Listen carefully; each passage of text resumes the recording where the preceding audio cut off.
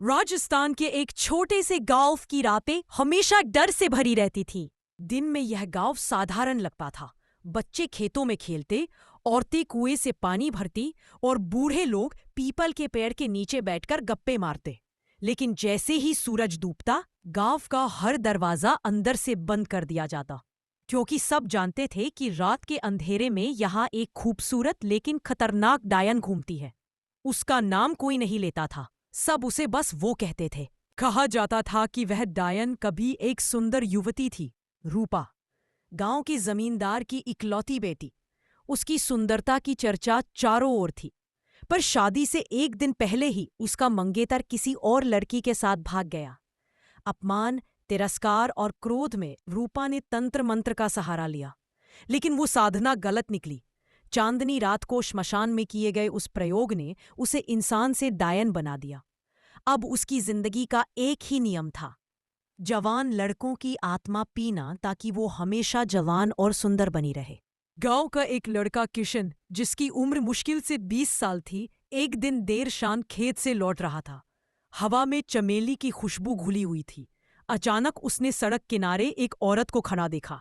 उसने लाल साड़ी पहनी थी, खुले बाल कंधों तक बिखरे हुए, और चेहरा इतना सुंदर कि किशन की सांसें थम जाए। कहाँ जा रहे हो, अकेले? उसकी मधुर आवाज ने किशन के कानों में जैसे कोई जादू भर दिया। किशन कुछ कह पाता, उससे पहले ही वह औरत उसकी आंखों में देखने लगी। उसकी आंखें काली थीं, लेकिन अंदर लाल आग जल रही थी। कुछ पलों बाद गांव वालों ने सुना कि किशन खेत में मरा पड़ा है, चेहरा झुर्रियों से भरा, जैसे 70 साल का बूढ़ा हो गया हो। अब गांव के लोग और ज्यादा डरने लगे। हर महीने कोई ना कोई जवान लड़का गायब हो जाता और अगली सुबह उसकी लाश मिलती, सूखी, झुर्रीदार, मानो उसकी आत्मा को चूस लिया गया हो। बुजुर्ग कहते थे, वो डायन जवान लड़कों की आत्मा खाकर अपनी जवानी बनाए रखती है। डायन हमेशा एक जैसी चाल चलती है।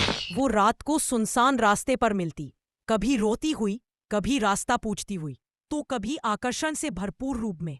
और जैसे ही कोई लड़का उसकी आंखों में देख लेता, उसका मन और शरीर काबू से बाहर हो जाता। फिर वो डायन उसके गले पर अपने नुकीले दांत गड़ा देती और आत्मा को खींच लेती। गांव का एक नौजवान वीर था।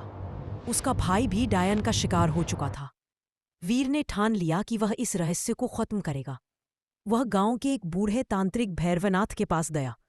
भैरवनाथ ने कहा, ये कोई साधारण प्रेत नहीं, यह आत्माओं को खाकर शक्तिशाली हुई डायन है।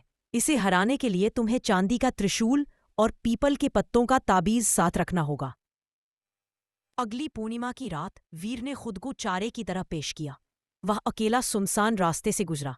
जैसे ही आधी रात हुई, वही खूबसूरत स्त्री उसके सामने आ गई।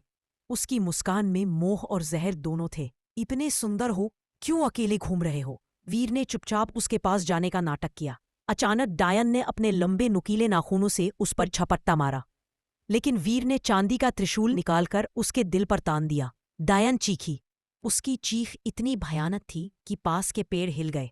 उसका चेहरा अचानक बदल गया। सुंदर औरत की जगह एक भयानक चेहरा था, लंबी जीभ, खून से सनी आंखें और विकराल रूप। वीर और डायन के बीच संघर्ष शुरू हो गया। डायन हवा में उड़ने लगी, कभी अदृश्य हो जाती तो कभी अपने बालों को नाक की तरह लहराकर हमला करती। लेकिन वीर ने अपने ताबीज और त्रिशूल की ताकत से उसका हर वार झेल लिया। आखिरकार उसने पूरे जोर से त्रिशूल उसके सीने में भोंक दिया। डायन ने एक बार फिर चीख मारी और उसका शरीर राख में बदलने लगा। जैसे ही डायन मरी, गांव में वर्षों से फैला अंधकार छट गया। अब कोई जवान लड़का अचानक बूढ़ा होकर नहीं मरता था। लोगों ने वीर को नायक मान लिया, लेकिन वीर जानता था, बुराई कभी पूरी तरह खत्म नहीं होती, क्योंकि राख बनने से पहले डायन ने एक ठंडी हंसी हंसते हुए कहा था, मैं लौटूंगी हर 100 साल बाद नए रूप में।